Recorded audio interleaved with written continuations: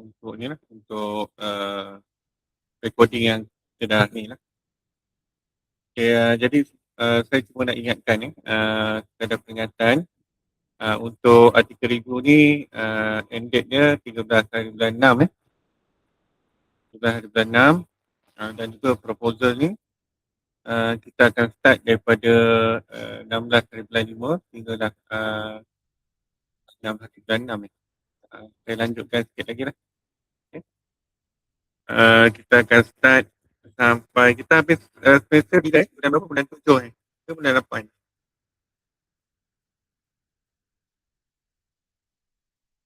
Ni proposal saya edit lah.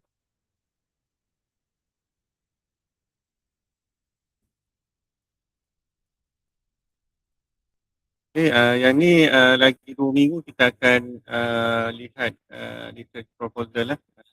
Yang ni saya dah terangkan. Saya dah terangkan research proposal. Okay. Saya lanjutkan sikit lah sampai okay. Ada apa-apa nak tanya ke tentang research proposal ni? Sebab yang ni 40%, article review is 20%, another 40% adalah untuk ni lah, untuk final assessment lah. Nanti dia akan apa? Doktor, saya nak tanya tentang artikel review tu. Bila ya start, maksud saya dan tarikh due date dia tu. Sebab tak berapa nak dengar. 13 hari bulan 6. Tak dengar? Tak. 13 hari bulan 6. 13 hari bulan 6 ni dah ada. 13 hari bulan 6 submit. Ya, ya. Ni. Ni. Prof, artikel tu boleh ambil mana-mana je kan? Boleh ambil mana-mana, tapi yang berkaitan tentang bidang. Okey, faham.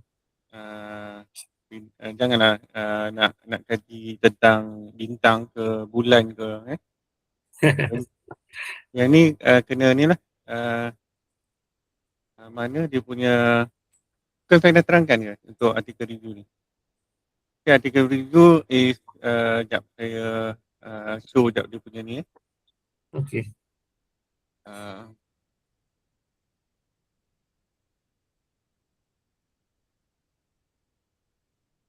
Nampak artikel review ni? Okey, nampak. Ni analyze to current journal. Current ni is 2025-2026 lah. Or a thesis or dissertation year 2021 and above lah. That relevant to your research focus. Research focus ni lebih tertumpu kepada you punya bidang. And then analyze each article from the aspect of the purpose, methodology, finding and also implication of the study. Yang ni you boleh buat guna ni lah. Guna notebook LM pun boleh. Saya dah tunjuk belum? Belum. Belum. Nanti saya tunjuk. Okay, kemudian write a review report based on the analysis of both articles. Kita ada 2 je. Suggest content of the review report lah. Yang pertama, first one is introduction. Introduction ni dia punya framework dia kena bagi sedikit penerangan lah. Tentang you punya bidang lah. Contoh bidang early childhood. Apa yang kritikal. Kemudian summary of each article content its purpose, methodology, finding and implication of the study lah. And then discussion and conclusion lah. Okay, and then yang ni semua kena buat based on the citation and references. Should follow APA, APA 7 edition lah. And then the article review should be uploaded to the My Guru in PDF format. Make sure ada macam ni lah, dia punya formatting. Dan kena ada gambar muka kat sini. Prepared by group apa, kita group C lecturer name kalau boleh nama saya lah. Nama saya ni kalau boleh jangan silap ada certain student yang dia tak ambil cakna pun tentang nama pensyarah. Yang tu nanti kena You kena tengok balik lah. Ada apa-apa nak tanya lagi? Dalam BM boleh kan, Prof? BM terbuat. Kalau tak boleh buat kalau tak boleh buat tak buat. Doktor kena letak gambar sekali. Gambar je lah, gambar muka. Okey. Gambar muka masing-masing lah. Jangan ambil gambar muka kawan pula. Gambar muka sendiri.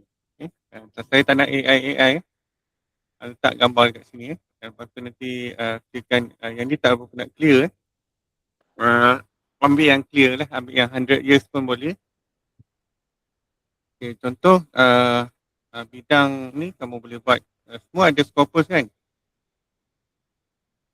Scopus ada tak? Ada doktor. Ada. Saya minta daripada library. Kalau tak ada boleh minta dekat library. Email pada library UP. Saya minta kepada ni lah, pegawai yang bertugas lah. Okay. Saya tunjuk yang Scopus.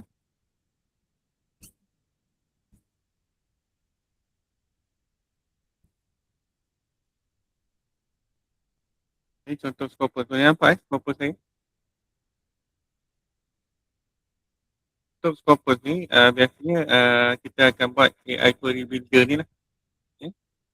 Contoh you kata nak buat AI early childhood and its benefit. Contohnya lah. Okay. Generate query. Generate query tu search lah.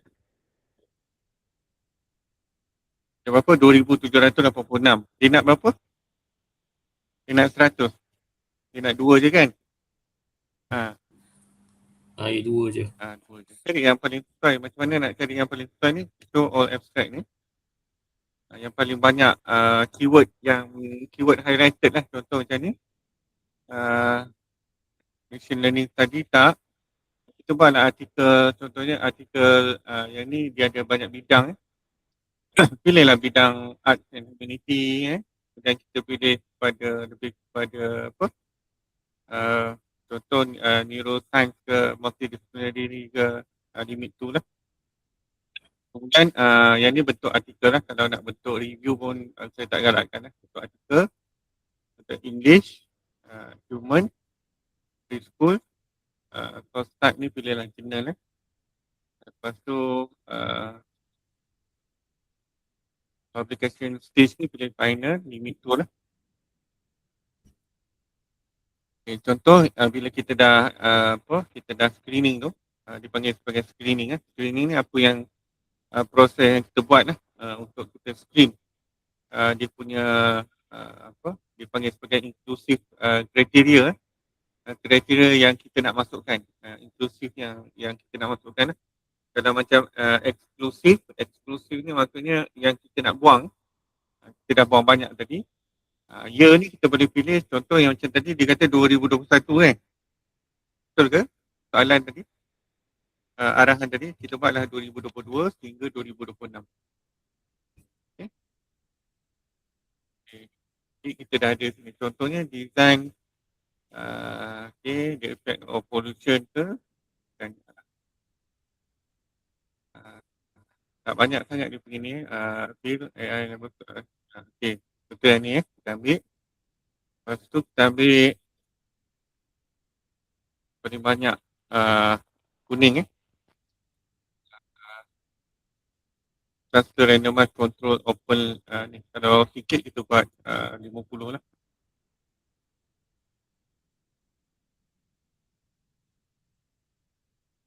Learning.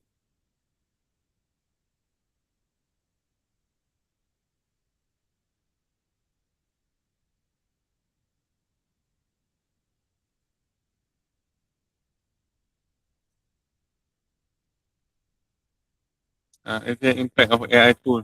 Okay, improving ni tak faham. Machine learning.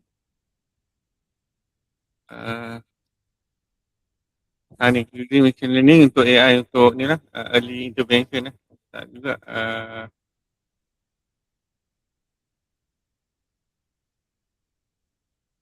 autism ni contoh kita nak buat autism lah. Okay, klik dua ni. Macam mana saya tahu dua? Tak payah kira lah. Dekat atas ni bila kita export je, kita export CSV ni. Ada dua dokumen selected ni yang kat atas. Okay. Kat atas ni maksudnya ada dua dokumen yang kita selected lah. Okay. Kemudian apa yang kita nak extract? Kita nak extract daripada ni author, dokumen title. Okay. Yang extract lah. Okay. Okay, kita export.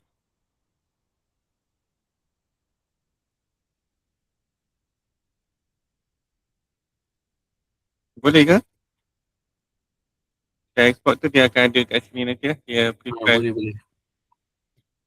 Okay, kalau laju sangat nanti tengok balik recording, sekejap lagi saya upload balik lah semua rakaman tu sebab hari tu dia ada problem sikit lah. Sampai.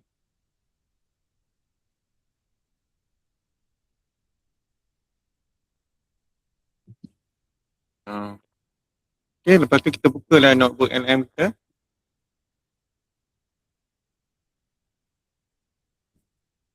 Siap saya show all screen.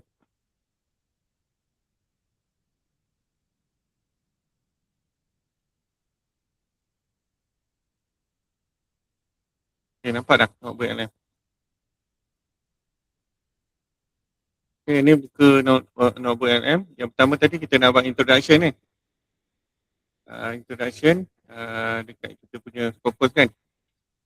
Jadi introduction kita pergi kat Scopus AI lah. Kat search ni kita cari Scopus AI. Ni Scopus AI ya. Okay, yang ni kita nak buat apa tadi? Okay, apa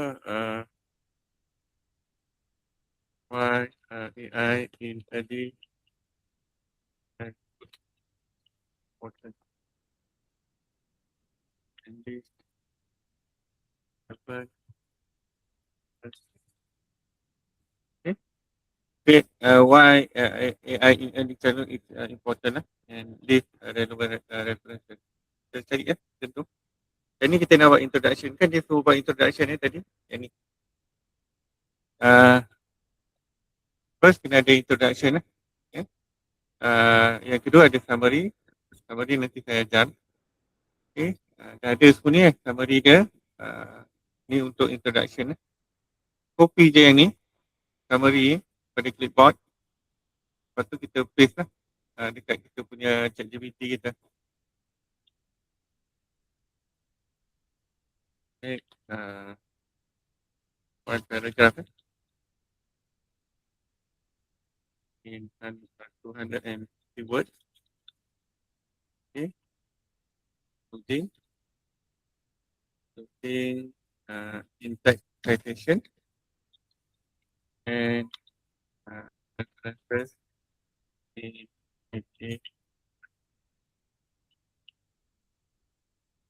pasted lah yang tadi tu.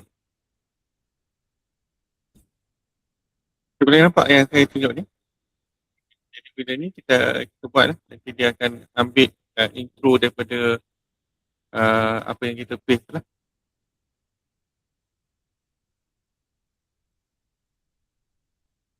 Cuma ada kan dia punya ni. Okay, sekarang ni kalau kita tengok kat sini, dia punya reference ni ada berapa? Ada 14 kan? Betul tak? Kalau kita tengok kat sini, yang ni ada berapa? 1, 2, 3, 4, 5, 2, 3, 4, 5, 6. Okay, jadi kita copy yang ni. Kita open kita punya Word. Okay, kita ni semua senyap ni. Tengah memahami. Okey, doktor. Betul tengah memahami. Tak payahlah. Ni orang tu pergi bengkel, tak nak pergi bengkel. Saya banyak buat bengkel-bengkel macam ni. Buka yang ni, lepas tu paste je lah.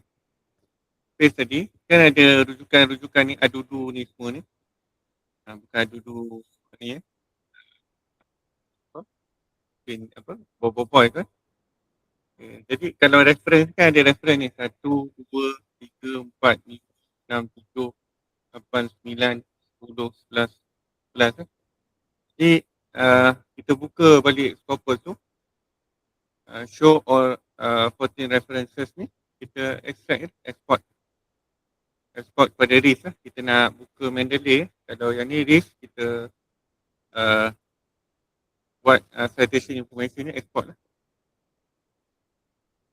Dekat kita punya Mendeley, buka kita punya Mendeley kita. Jual ada Mendeley kan? Mendeley desktop Mana Mendeley desktop kan? Dia takut.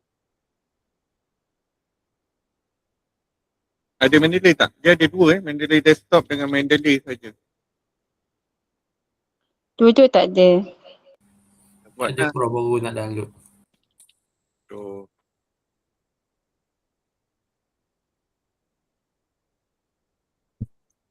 okay, kita sign in. Yang ni kita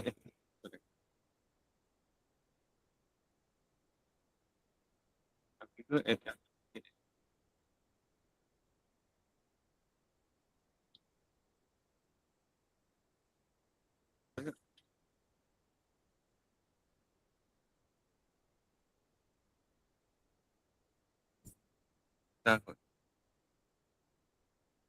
Oh, tak ada PHP. Betul lah. PHP, key.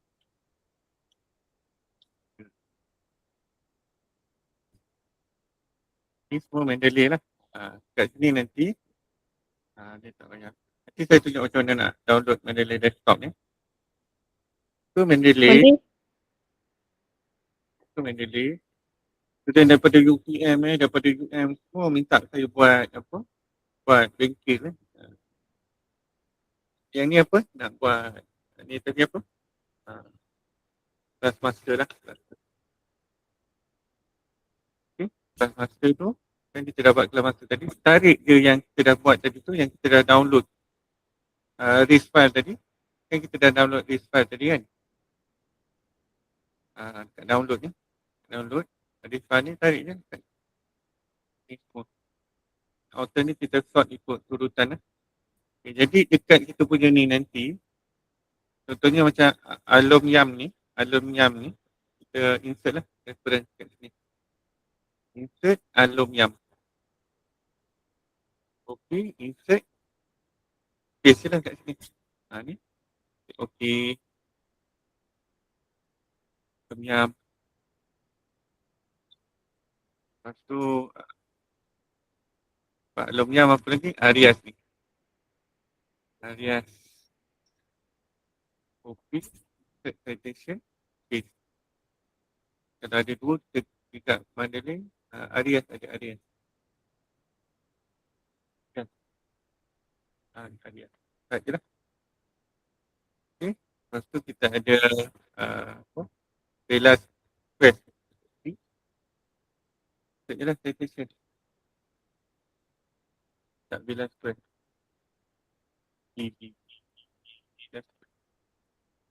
Tak ada. Tadi kita ambil miau je lah. Jadi yang ketiga-tiga ni, kita combinekan dia lah. Merge citation lah. Only adjacent citation can be merged. Adjacent tu mana?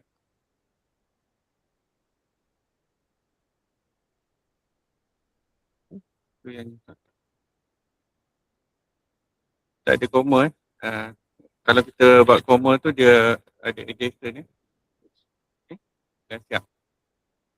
Lepas tu kalau kita nak tengok AI yang kita buat ni ada unsur-unsur AI ke tak? Nak tahu ke? Nak. Biasa saya gunakan Science AI ni untuk detect ni lah. Buka Science ni AI detector AI academic AI detector. Okay, jadi kita paste je lah yang tadi tu. Yang kita buat kat sini sampai kat sini. Okay. Kita reanalyze lah. Mostly AI lah kita kata. Macam mana nak tukar, kita tukar je lah. AI is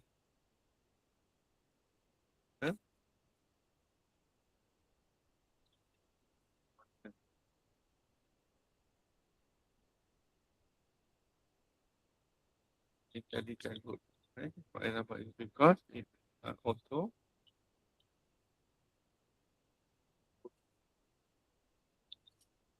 it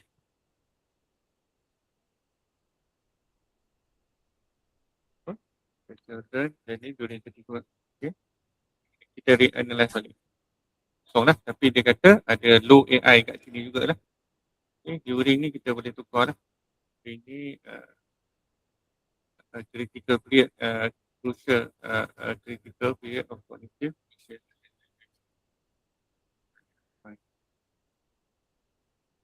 Oh,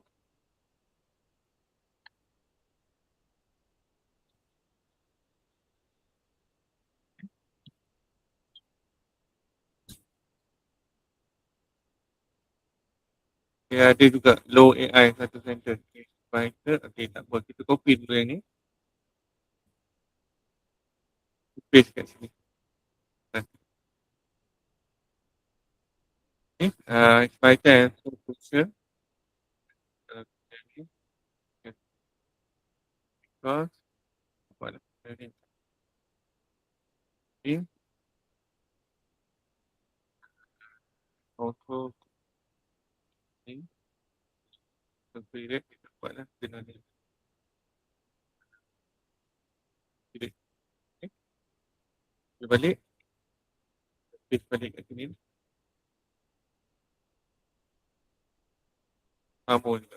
Itulah low AI ni boleh lah. One sentence ni essentially human ni kalau nak tengok lagi kita tengok dekat GPT-0 Yang ni pun sama juga. Yeah? GPT-0 ni kalau kita dah buat kat sini, biasa saya akan buat kat sini lah. Lepas tu saya copy yang ni, saya klik kat AI detector ni, saya scan.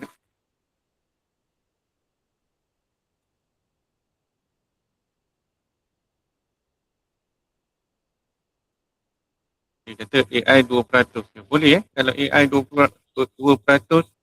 dia kalau AI kita ada elemen sikit-sikit AI tu bawah daripada 5%, kalau you all nak hantar jurnal boleh boleh dibenarkan. Dia copy je lah yang ni. Copy. Kita paste je lah kat sini. Okay. Paste kat sini dengan reference. Jadi bila reference yang nanti dah siap, kita buatlah reference kat bawah ni. References. Okay. References. Insert bibliography ni. APA kan. Okay. Ada yang ni kenapa tak dia tak APA?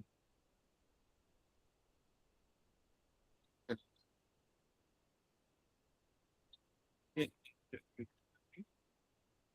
Okay. Ni dia dah APA lah. Okay, maksudnya dia akan susun lah. Okay. Kita cuma justifykan dia lah. Home, justify. Okay. Siap dah kita ni. Yang lain tu sama lah. Okay. Cuma kalau kita nak buat lagi, kita dah download tadi kan dua ketul tadi kan. Artikel tadi dekat CSV. Okay. Dua ketul. Mana tadi? Back balik.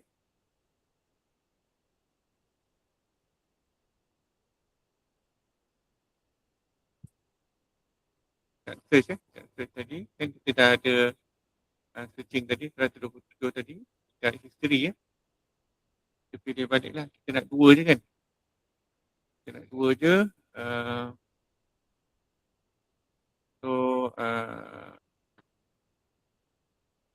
semua ni for preschool child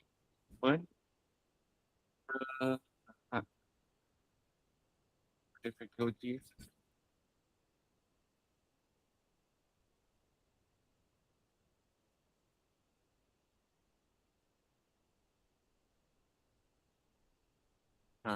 Extra game contohnya. Ambil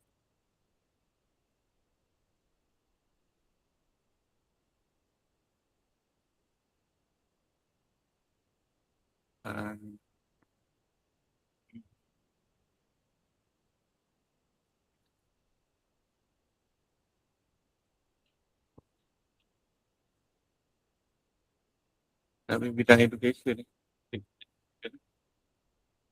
School, domain,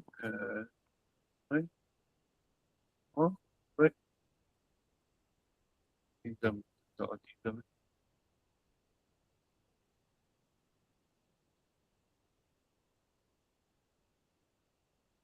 Ni. Okay, satu yang ni.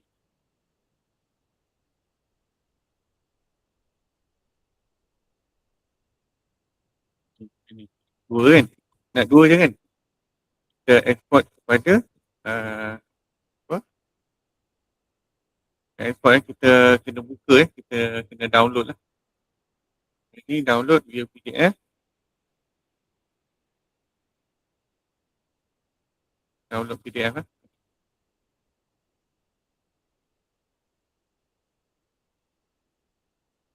Itu dah ada satu Ini lah PDF nak download. Nanti tengok lah. Kemudian satu lagi. Ini kita masukkan dalam notebook LM. Buka notebook LM. Create new notebook.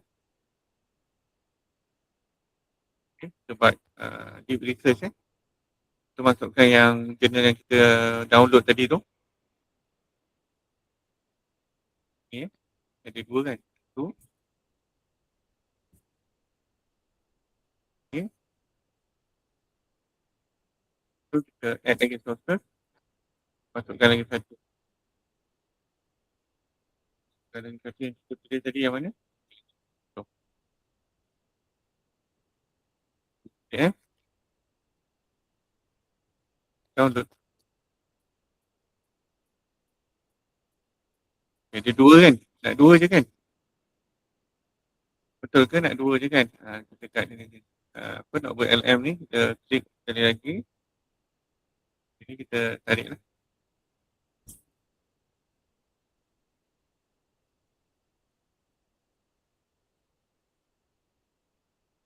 Okay, yang ni dia buat dalam bahasa Melayu Kalau nak tengok bahasa Inggeris dekat output language ni kita pilih English lah.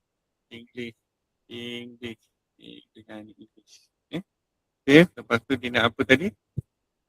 Kita tengok balik daripada segi tugasan tu. Dia nak apa?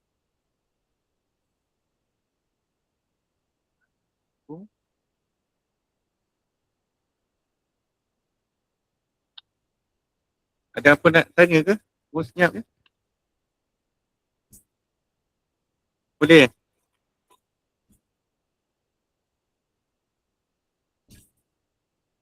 Okey ke? Nurin? Macam nak kena hadam balik.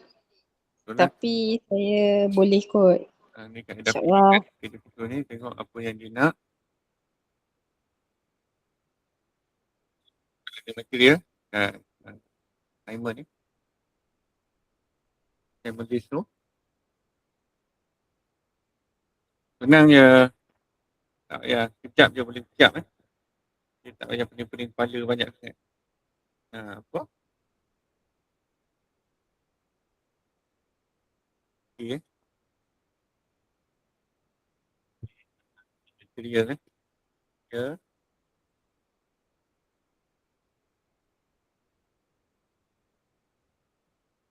Kita timer tadi. List.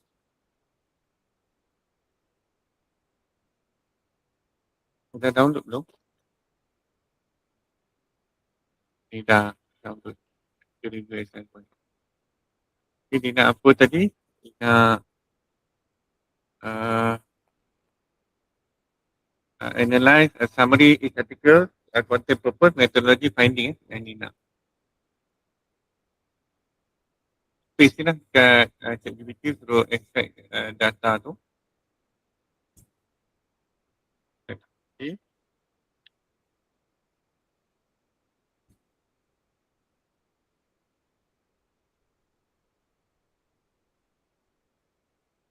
Summary each article. Okay lah. So kita paste dekat ni yang kita dah buat ada dua ni dekat data table tu. Create a summary of each article content purpose. Generate je.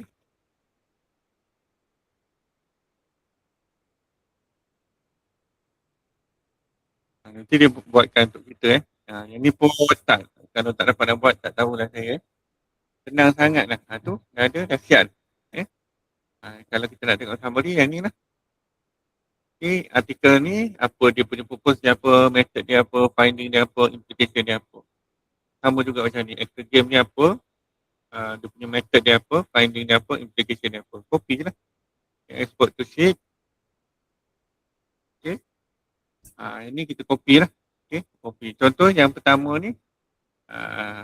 Okay, yang pertama ni. Kita copy. Kita nak buat dekat ChatGPT. Okay. Explain one paragraph. Okay.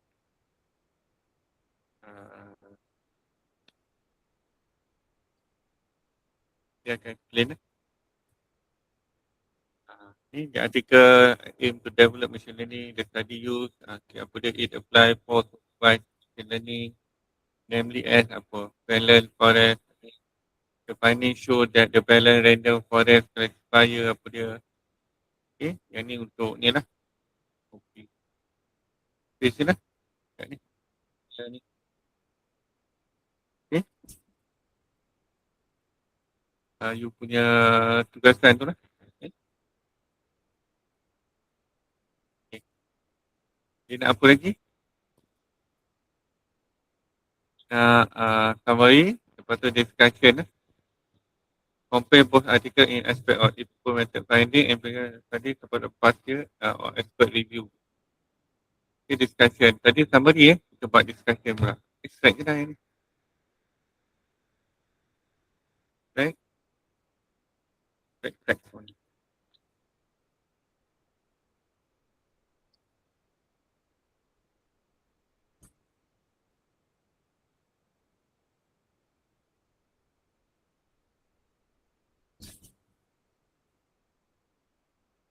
Discussion discussion, copy je lah.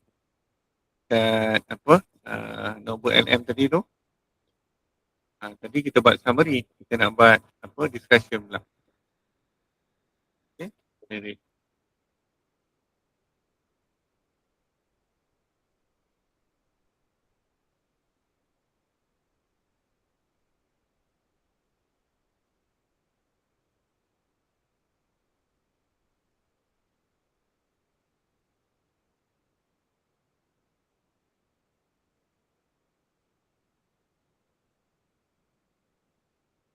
kita dah siap lah comparative analysis ni.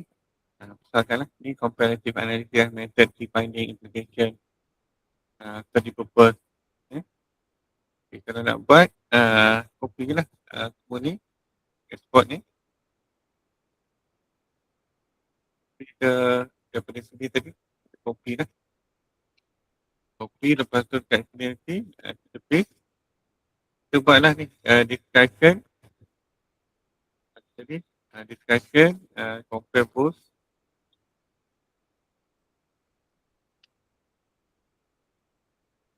Dia akan buat lah. Both study examine how technology can improve. But they differ in purpose, method, finding and implication. The exam study focus, dia buat lah. Copy je lah yang ni. Paste lah kat sini. Yang C. Dan yang terakhir tu kalau conclusion, please include what extent analysis contribute to your study. Buatlah conclusion sikit. Dah siap. Senang ke susah? Ke susah lagi? Senang je. Dah buat, dah siap dah.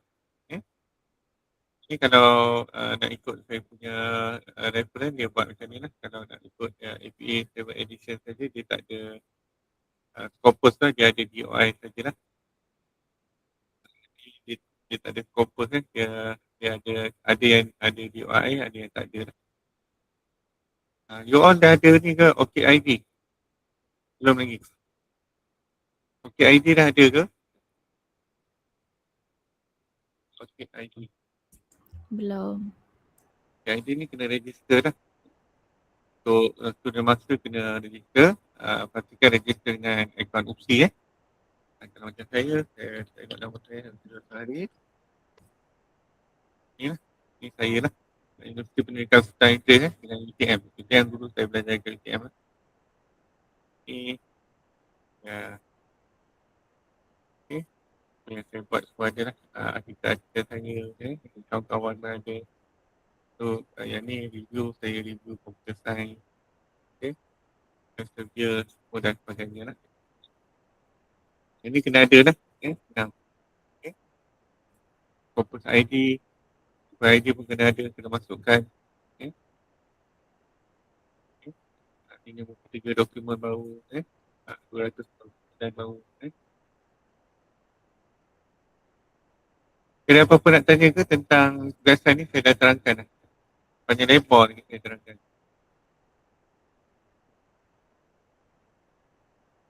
Kalau ada soalan boleh tanya. Okay, ada apa-apa nak tanya?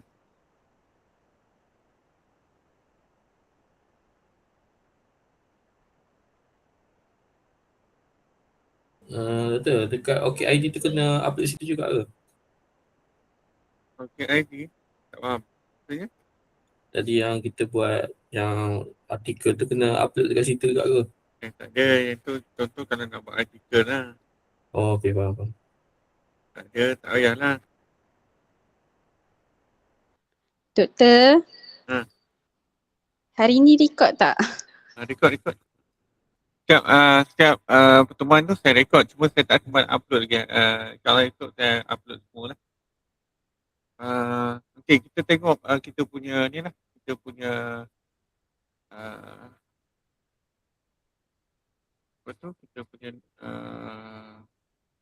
topik yang ke-6. Hari tu kita dah sampai topik ke-5 tak habis lagi kan? Mana saya punya ni?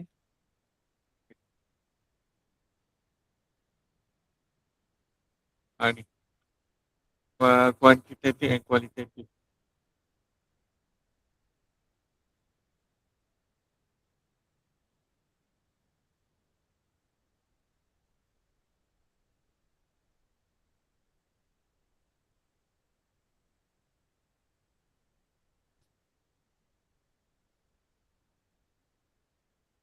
Boleh nampak Akan sikit.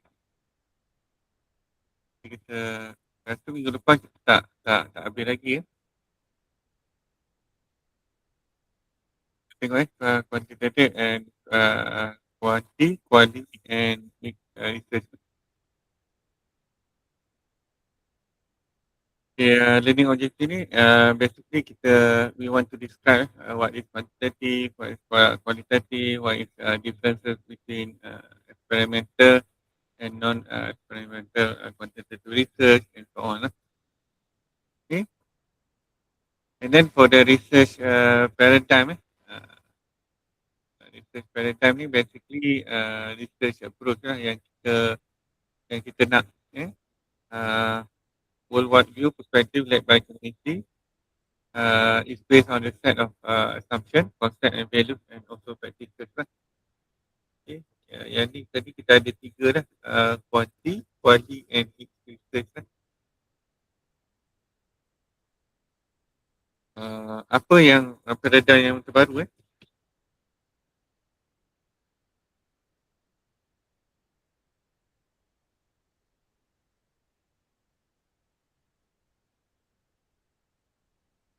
Kalau kita tengok sekejap yang ada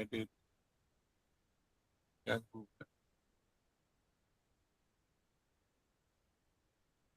Okay. Research paradigm yang kita tengok ni banyak lah.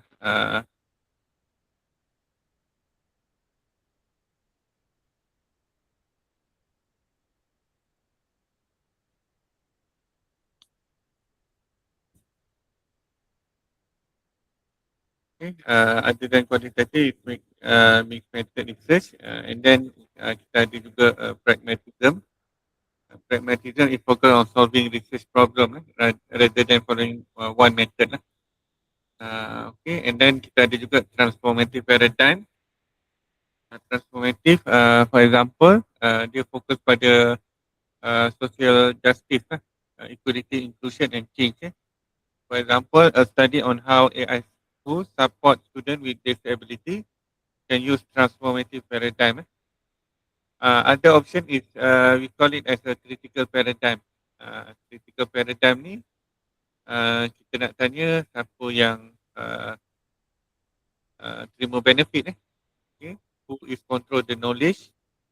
Okay, for example, a study may examine whether AI in education create unfair advantages for students with better internet access. Okay, other than that, kita juga ada participatory research and also design based research di DBR ataupun DDR. Terpulang kat kita lah, kita nak buat yang mana lah. Okay, and then ini research paradigm influenced by ni lah, dia punya ada 1, 2, 3, 4, 5 lah. 5 approach.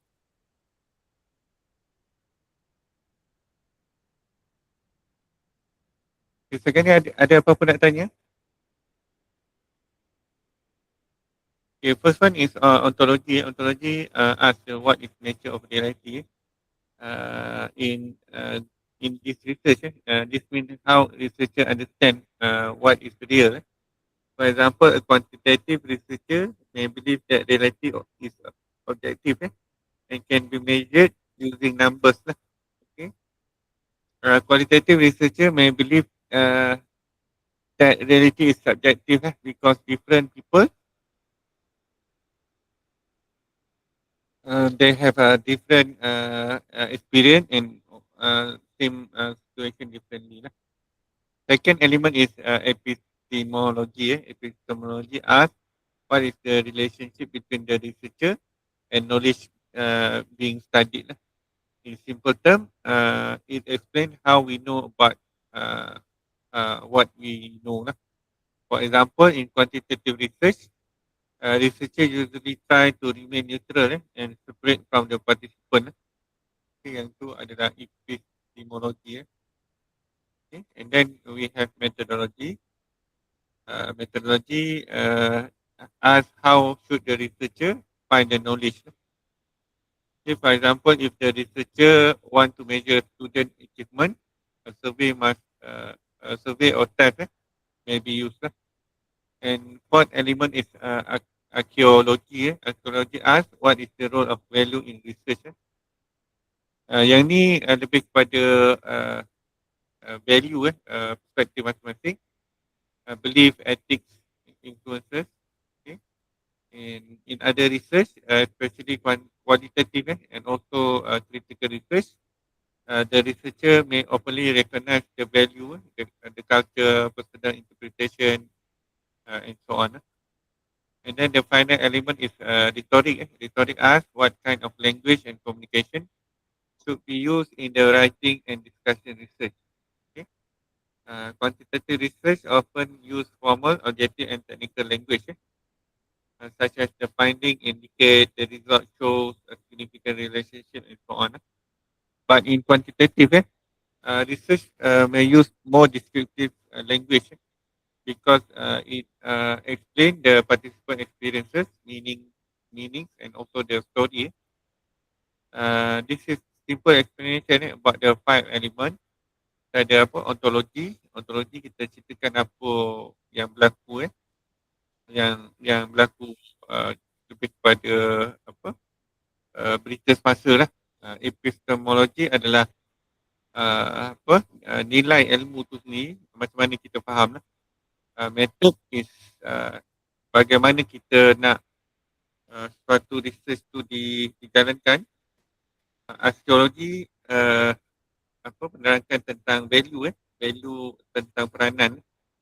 Retorik pula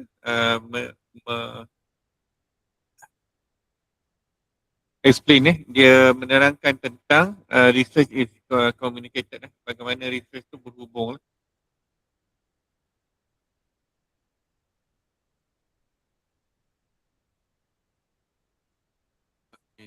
Ni contohlah. Human being is consist of what? Human is rational animal. How to understand about the human behavior? Okay, what are the methodology? what is ethic of value ethic ataupun value tadi lebih kepada axiology and then kita juga ada pragmatism yang keenam pragmatism yang macam yang saya tunjukkan tadi lah. Pragmatism adalah salah satu approach yang kita boleh gunakan dalam kita punya research. Dia ada three pragmatism. Yang pertama tadi kita dah tengok transformative paradigm yang ni untuk social justice yang kedua kita ada critical paradigm. Yang kedua critical paradigm dan yang ketiga participatory research Ini untuk pragmatism pragmatism ni biasanya pengkaji ni dia memilih metod yang paling sesuai untuk research question. Contohnya kalau study tu nak survey, dia bagi survey lah. Kalau study tu nak interview IB, dia bagi IB lah. Kalau study tu nak document analysis, dia bagi document analysis lah.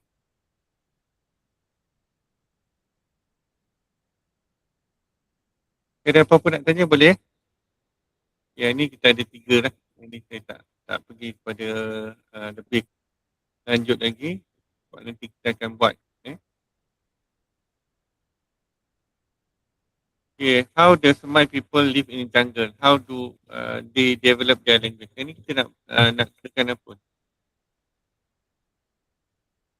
What type of research yang kita nak gunakan?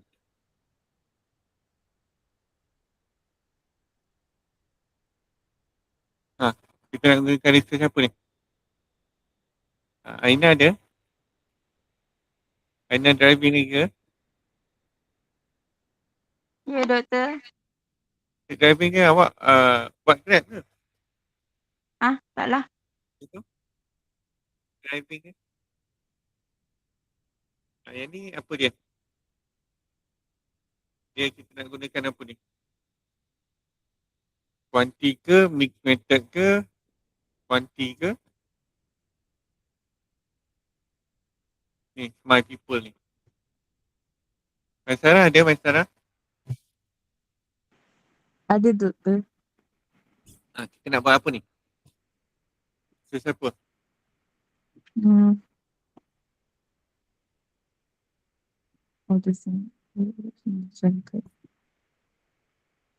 Buat kualitatif lah. Kualitatif. Kualitatif ni dah ada banyak yang itu yang saya terangkan. Jenis yang macam mana? Kejap.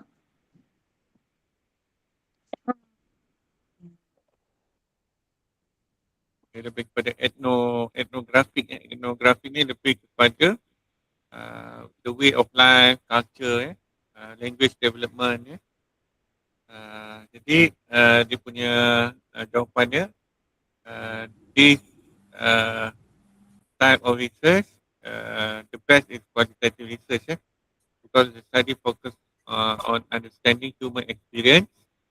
Kita nak kaji dia punya ni Khmer people macam mana Khmer people ni dia communicate mungkin dia macam mana dia survive dalam hutan dan macam mana dia daripada day to day dia nak cari makanan macam mana and then more specifically it is ethnographic research because the study and culture and the way of life of Khmer people in their natural setting etnografik ni lebih kepada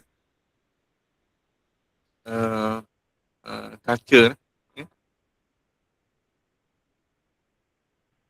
Kalau fenomenologi boleh ke, doktor?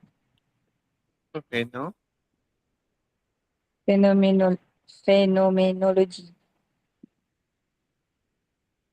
Ke tak boleh, dia pakai etno je. Kalau fenomenologi pun boleh, tapi bergantung pada fokus ataupun soalan kajian yang kita buat tu lah. Kalau contoh ni, kita kata how does my people live in jungle jawapan paling tepat biasanya etno lah. Kerana soalan tu mahu kaji cara orang Khmer ni hidup dekat jungle lebih kepada budaya, lebih kepada komuniti bahasa, how they develop their language kan. Language ni lebih kepada culture lah kan. Kalau fenomenologi pula lebih kepada pengalaman hidup individu dan suatu fenomena. Contoh, what are the lived experience of my children in developing their language while living in the jungle. Okay. Atau how do my people experience language learning within their jungle environment. Okay, jadi etnografi ni lebih kepada budaya dari hidup. Fenomenologi pula lebih kepada pengalaman hidup. Pengalaman hidup terhadap satu fenomena. Nama pun fenomena, fenomenologi. Kalau untuk fenomena ni lebih kepada life experience lah. Kita tak, kalau macam ni lebih kepada second view.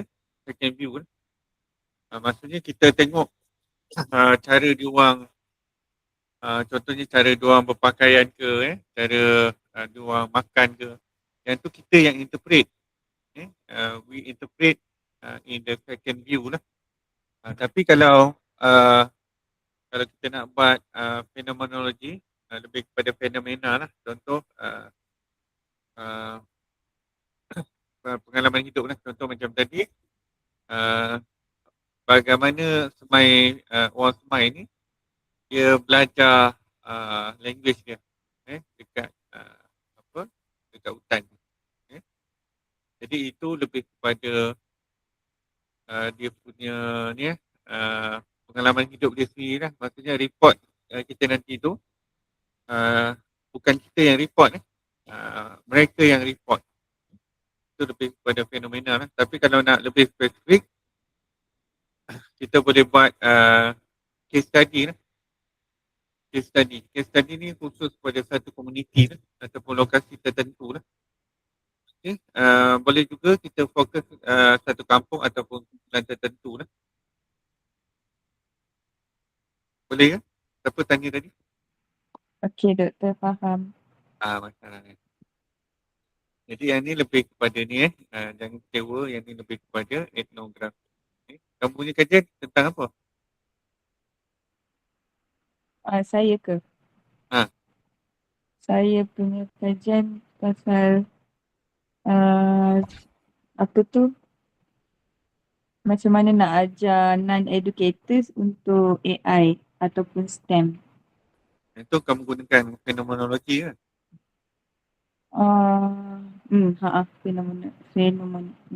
Feno tu lah. Feno. Kenapa guna feno? Sebab saya pun non-educators asalnya. Okay. Jadi kamu nak kaji apa tadi? Non-educators nak ajar STEM ataupun AI. STEAM. Okay.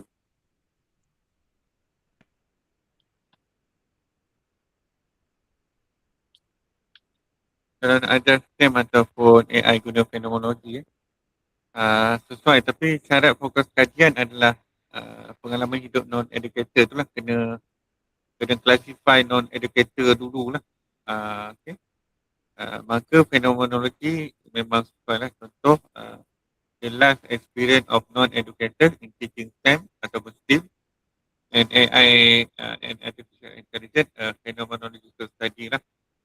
Atau kalau kita nak buat dalam bahasa Melayu, pengalaman hidup golongan bukan pendidik dalam belajar STEM dan juga kecerdasan buatan, satu kajian fenomenologi lah. Jadi kalau fokus nak fokus nak bangunkan apa? Modul ke, latihan ke? Kita nak lihat keberkesanan saja. Keberkesanan je. Kalau nak buat keberkesanan fenomenologi kurang sesuai lah. Okay. Sebab kalau kaji pengalaman non-educator STEM tu sesuai, kalau kaji kumpulan non-educator tu dalam satu organisasi ataupun dalam satu environment, lebih kepada case study lah. So, membangunkan dan menambah baik modul latihan STEM ataupun AI tu untuk non-educator tu lebih kepada design based research. Kalau melatih non-educator dan melihat perubahan perubahan amalan mereka tu lebih kepada action research. Kalau mengukur tahap kompetensi tu lebih kepada kualitatif. Ya, Faham. kamu ni nak buat apa? Saya tengah tengok lagi. Tengok lagi. Saya tengah tengok lagi. Saya baru nak baca artikel banyak-banyak lagi. Kalau tu lebih kepada action research lah. Fenomenologi tu kalau kita nak buat pengalaman non-educator tu sesuai lah. Kita fokus kepada non-educator sebenarnya. Kita tengok balik lah. Lepas tu, Okey. yang ni qualitative research. Kenapa qualitative research yang ni?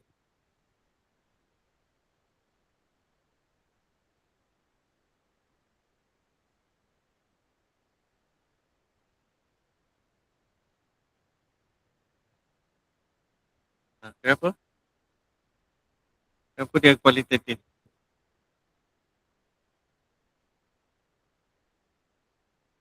Nuri, siap ni?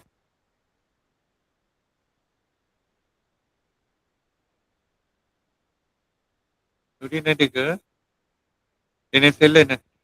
Kenapa dia panggil sebagai quantitative research untuk yang ni? Qualitative research. Because tentang menurut gambar ni kita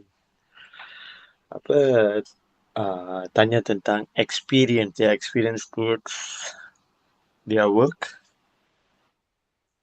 Yang ni lebih gambar ni kita tengok observation.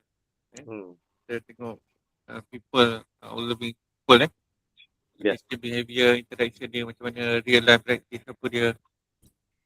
Ini lebih kepada experience, proses, behavior dan juga konteks lah. Bukan kepada numbers lah. Okay, jadi design dia punya dia kuantitatif ke kualitatif untuk yang ni?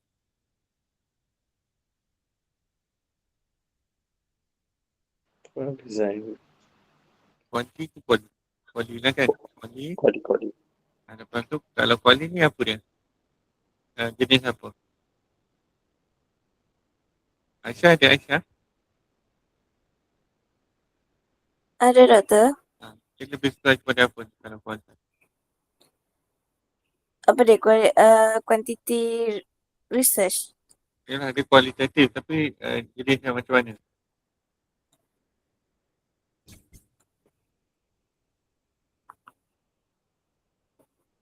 Dia lebih kepada Okay. non-numerical data. Yelah tahu. Dia lebih kepada case study lah. Ataupun etnografi tadi. Kalau kita nak tengok kepada if you want to see just one training session or one medical team ataupun one simulation program, lebih kepada case study lah. Tapi kalau kita nak tengok pada culture, routine, communication pattern masa emergency practices of medical training group over time, itu kita boleh gunakan etnografi lah. Tapi kalau kita nak kaji lebih kepada life experience of training during emergency medical simulation, yang tu lebih kepada fenomenologi. Jadi terpulang kepada kita lah. Kalau kita nak buat kuantitatif pun boleh juga. If the researcher measure score, time taken, error rate or performance marks. Yang ni kuantitatif. Kenapa kuantitatif? Siapa nak jawab?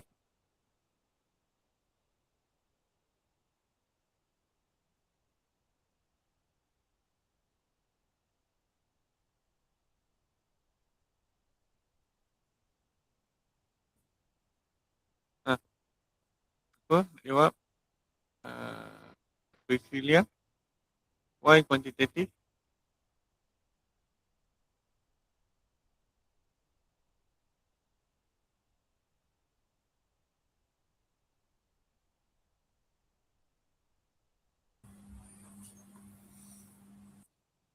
Siapa nak jawab? Tak ada. Saya cuba. Haikal. Untuk mengukur keberkesanan, Yelah, kenapa dia panggil kuantitatif? sebab kita nak tahu dia punya markah ujian dia ke, masa yang diambil. Kalau kita tengok word effective. Jadi kalau provide effective learning, effective tu kita nak tengok, kita nak measure lah. Bila kita nak measure tu, kita kena tahu apa cara kita nak measure. Contoh measurement, test score, anatomy test, mark before and after using VR. Kalau kita nak tengok effectiveness tu daripada segi learning achievement, percentage of correct answer. Contoh student satisfaction, kita rating scale dia from 1 to 5 lah. Ataupun engagement level, confidence level dan comparison between group lah.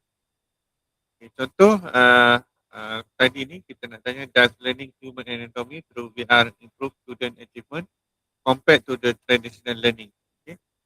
Yang ni lebih kepada numerical, numerical data, dan kita kena analyse lah.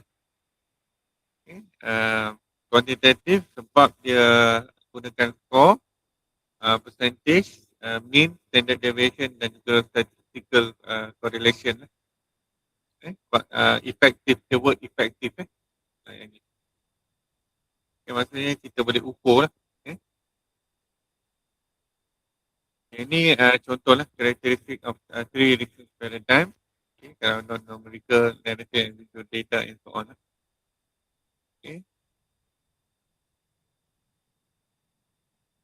Ini dia punya karakteristik lah. Kalau view of human thought and behavior, ada mixed research lah.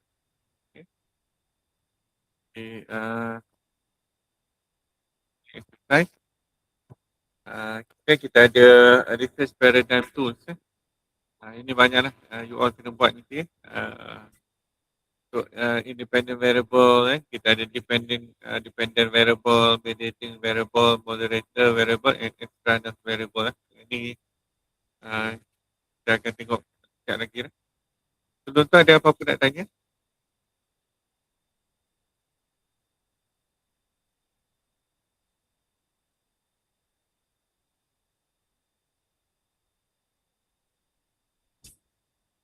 Okay, kalau tak ada, kita tengok satu persatu. For example, gender, gender male and female, age kita ada 20, 30 years old, exam score kita ada 60, 75, 90, teaching method, traditional, online, AI based, student motivation kita ada low, moderate, high. So when we say variable, we mean that something is not fixed, it's changing. For example, does the use of AI chatbot improve student learning performance? Jadi dia punya variable dia apa? Use of AI chatbot is variable. Student learning performance also the variable. The first type is called independent variable. Independent, which means that this factor may influence or affect another variable. It's called cost or predictor. Okay, for example, AI chatbot. AI chatbot ni adalah kita panggil sebagai cause lah, penyebab ni. Okay, jadi AI chatbot ni independent lah. Kerana apa? Kerana pengkaji nak tahu sama ada penggunaan AI chatbot ni berkesan ataupun tidak. Okay, boleh independent ni maksudnya kita boleh tengok dia punya dia punya effect dia ataupun dipanggil sebagai predictor. Yang kedua adalah kita panggil dia sebagai dependent. This is outcome of result that researcher want to measure lah. For example, student learning performance lah. This is not dependent variable because it may change depending on whether the student use AI chatbot or not lah.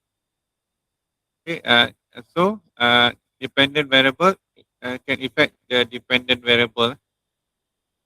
Okay, for example, AI chatbot use affect student learning performance.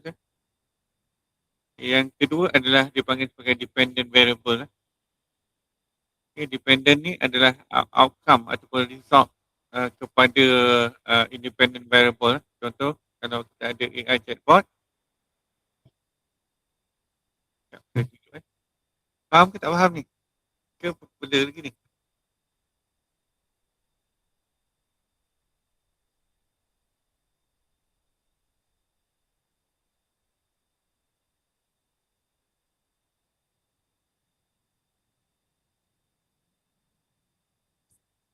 Okay, saya tunjuk dah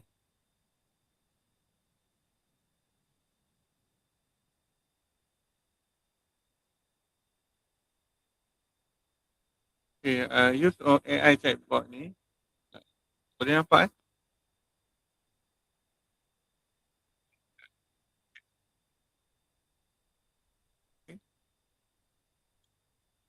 Student learning performance. Jadi use of AI chatbot tu apa dia?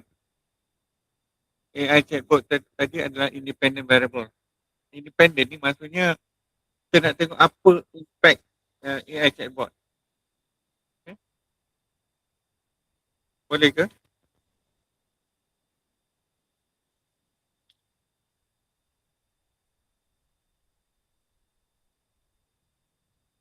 Okay. Lepas tu student learning performance. Student learning performance adalah dependent. Apa dia punya effect setelah penggunaan AI chatbot. Okay. Example lain, kalau kita tengok online learning. Online learning adalah independent variable. Student academic performance adalah dia punya dependent variable. Okay. Contoh lain, kita ada the effect of teaching, the effect of training on teacher confident in using STEM activity. Okay, training adalah independent variable. Kenapa training sebagai independent variable? Sebab training ni kita boleh tengok effect training tu lah kepada apa. Okay. Effect training tu kepada teachers confident, contohnya kepada teachers teachers punya mental health and so on. Okay. Jadi IV is actually the cause, the factor or the predictor, and then DV is the effect, outcome ataupun result dia lah. IV ni, ini IV IV ni biasanya kita gunakan sebagai effect. Effect ataupun kita gunakan sebagai factor lah. Factor yang independent, maksudnya dia tidak boleh duduk sendiri, dia kena bergantung kepada faktor-faktor lain. Itu dia panggil IV lah. Kalau DV pula,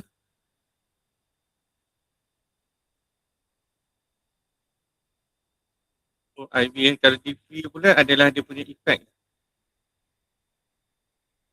Okay, effect outcome lah, lebih kepada outcome lah. Lebih kepada outcome ataupun result. Result dia macam mana.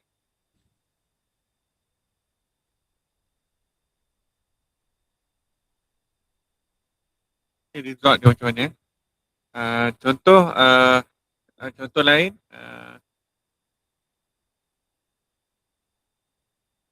contoh dalam early childhood.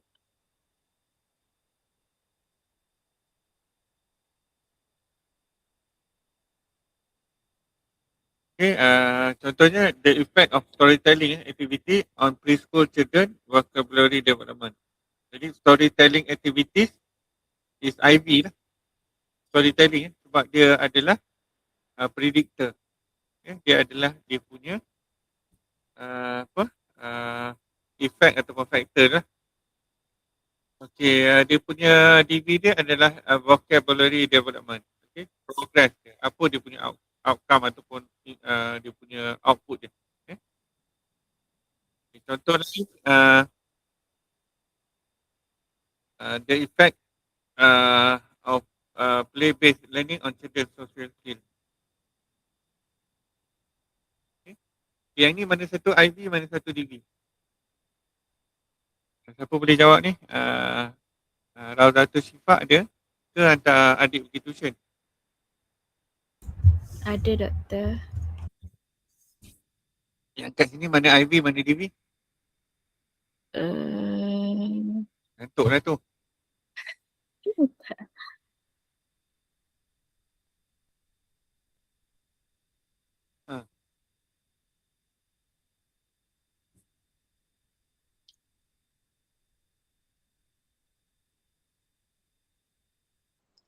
IV dia effect of play-based learning, TV children social skill. Okay, betul. Cuma IV dia biasanya kita gunakan play-based learning. Effect tu tak masuk lah. Okay, effect tu biasanya kita tak masukkan dia punya kata kerja.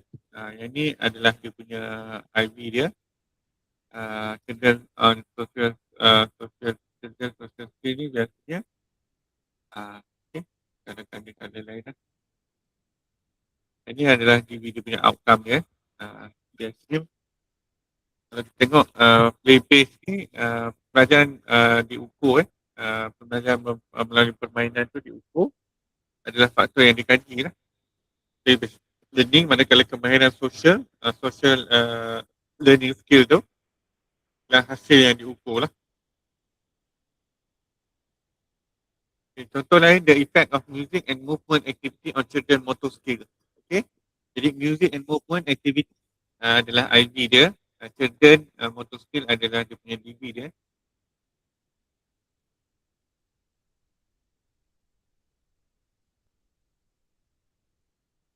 Okay, boleh tak kita ada 2 DV dengan 2 IV?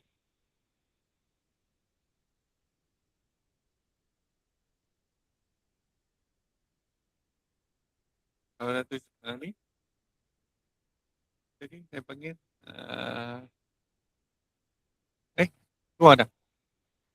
Datuk Syifa, boleh tak kita ada 2 IV dengan 2 DV?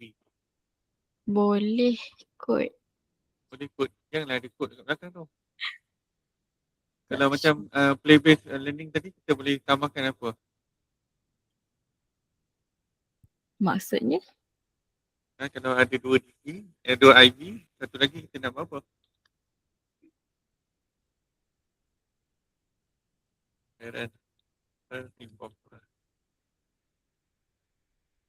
Ni IV lah. Kalau DV dia apa? Communication. Action boleh. Ni communication boleh, kita boleh buat language development pun boleh.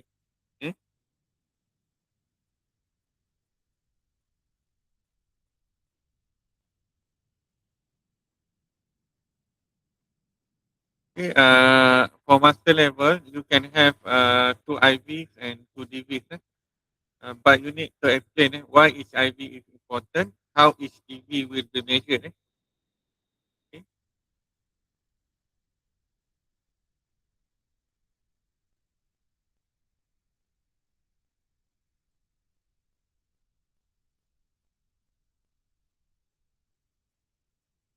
Kalau kita ada 2 DV dengan 2 IV ni, kita nak buat test apa?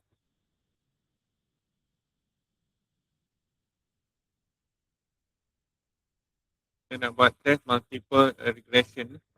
Okay. Kita nak buat two regression analysis. Regression 1, kita akan tengok play-based learning, parental involvement untuk social skill. Regression 2, kita akan tengok play-based learning, parental involvement, language development lah. Okay. Kalau untuk kita test dua-dua ni, dua-dua IV tu, independent variable tu, kita boleh buat MANOVA lah. Okay. MANOVA iaitu IV dia teaching method. Dia punya IV lagi satu gender lah. Okay. Boys or girl lah. Dan dia punya DV dia social skill, language score lah. Okay. Yang itu continuous score lah. Ini 2 IV dan dengan 2 DV adalah MANOVA lah. Kalau IV skill score dia, kita boleh gunakan SAM ataupun PLS. PLSM. PLSM ataupun SAM use this model if more complex. Kalau kita nak test, contohnya kalau kita nak buat sehala je play based ni kepada children social skill ataupun parental involvement kepada communication language tadi, kita boleh buat MANOVA lah. Tapi kalau you nak buat play based learning kepada social skill, play based learning kepada communication, and then you nak tengok pula dia punya apa effect dia, play based learning social skill, play based learning language development. Lepas tu kamu nak buat parental involvement pada social skill, parental involvement pada language development lah. Okay.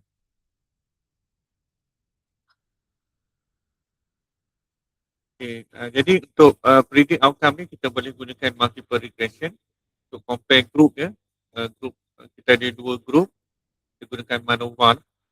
Kalau kita nak test 2 IV tadi, independent variable tu,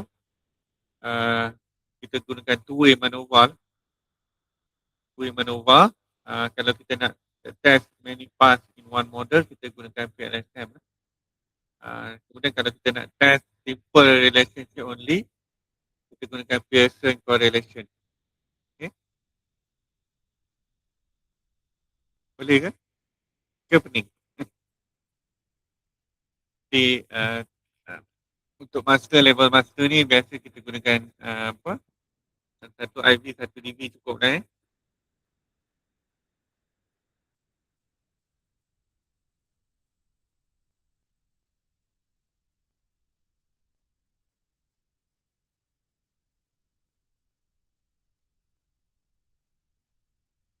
Ada apa-apa nak tanya?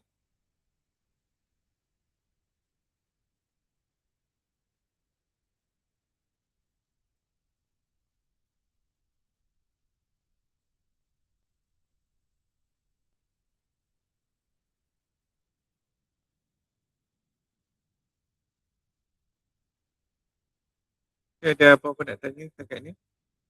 Okay, kalau kita nak gunakan contoh, kita nak gunakan Mankova. Mankova ni kita kena ada covariate. Okay, Mankova bermaksud multivariate analysis of covariance.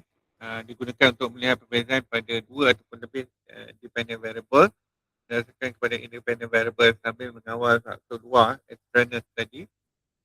Contoh kajian kalau early childhood, kita nak tengok the effect of approach and gender on preschool children social skills and language development after controlling for age. Jadi kita ada pemberi ubah IV1 teaching approach, IV2 gender boy ataupun girl, DV1 social skill, DV2 language development score, dan covariate dia adalah age lah. Jadi model kajian kita teaching approach plus gender, kita nak tengok daripada social skill and language model lah. Okay, Mankova sesuai lah sebab IV berbentuk kategori. Kemudian teaching approach kita ada group 1, group 2, gender kita ada boy ataupun girl, dan DV berbentuk skor berterusan, continuous skill. Dan covariate juga berbentuk skor berterusan, age, pretest, socio-economic status. Contoh RQ yang kita boleh gunakan, is there any significant difference in preschool children social skill and language development based on the teaching approach and gender after controlling for age? And hypothesis, there is no significant difference in preschool social skill and language development based on the teaching approach and gender after controlling for age. Jadi kalau dalam SPSS tu kita buat analyze, kemudian kita masukkan general linear model, dan kemudian kita masukkan multivariate. Contoh kalau kita nak buat ayat, two-way Mankova was conducted to examine the effect of teaching approach and gender on preschool social skill and language development after controlling for age. Okay. Jadi apa beza dia? Kalau MANOVA tu kita ada 2 atau lebih DV, IV kategori, dan tiada covariate, kita gunakan MANOVA lah. Kalau kita ada covariate, kita gunakan Mankova. Kalau IV dan DV berbentuk dia skor berterusan, continuous skill, kita gunakan multiple regression je lah. You all boleh buat multiple regression je lah. Kalau satu IV dan satu DV, kita gunakan covariate biasa. Kalau ada 2 atau lebih DV, IV kategori, ada covariate, kita gunakan Mankova lah. Okay, boleh? Ke tak boleh? Kalau macam ni, kalau teaching method and gender on children's social skill and language development after controlling for age, yang ni kita gunakan two-way mangkuk two-way. Two-way ni maksudnya kita nak tengok daripada segi gender, kita nak tengok daripada social skill, language development. Maksudnya two-way mangkuk dia ada 2 kategori IV dan 2 kategori DV campur 1 covariate. Jual buat satu-satu cukup lah. Satu IV dengan satu DV. Gunakan multiple regression pun cukup lah. Ke nak sampai kepada ANCOVA?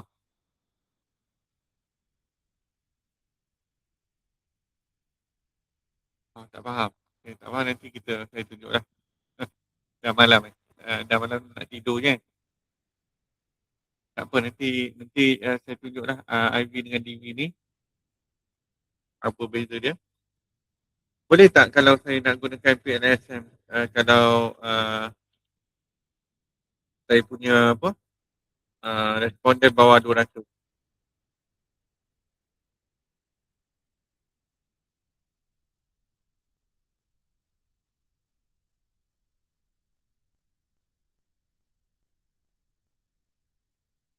Boleh buat bawah 200 tapi kena buat justifikasi contoh kalau buat PLSM memang boleh lah tapi kalau nak buat CBSAM pun perlukan statistical power contoh kalau kita ada responden bawah 200, 50 hingga 80 kita boleh buat PLSM tapi model dia ringkas lah.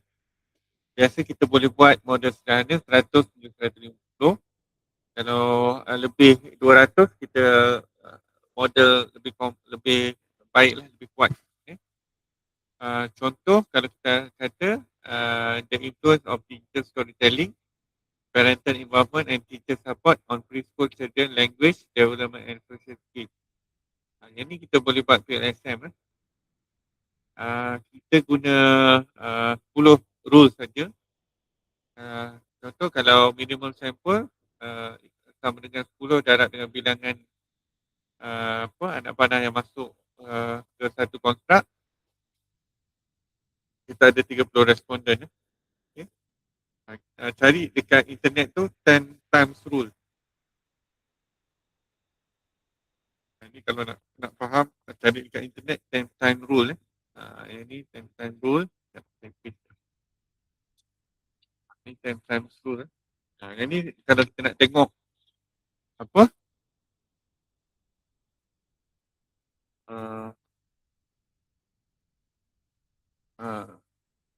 bilangan anak panah yang masuk ke satu konstruk tu lah. Okay. Nanti kita akan tengok apa itu engineers punya konstruk, extraneous punya konstruk. Kita akan buat satu lah. Ada apa-apa nak tanya setakat ni? Ini dia terangkan lah. Saya dah terangkan tadi, dia terangkan balik.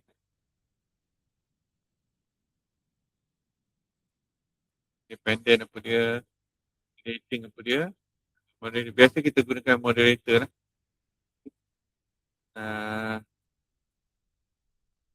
Biasanya ni, research model ni pada done lah. Okay. Ada apa pun.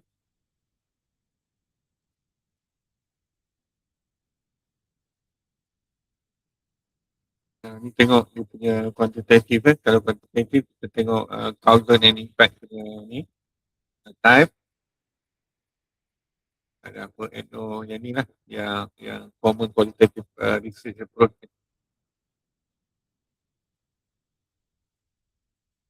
Okay. Itu saja untuk malam ni. Sekejap saya ambil attendance. Ada soalan ke setakat ni?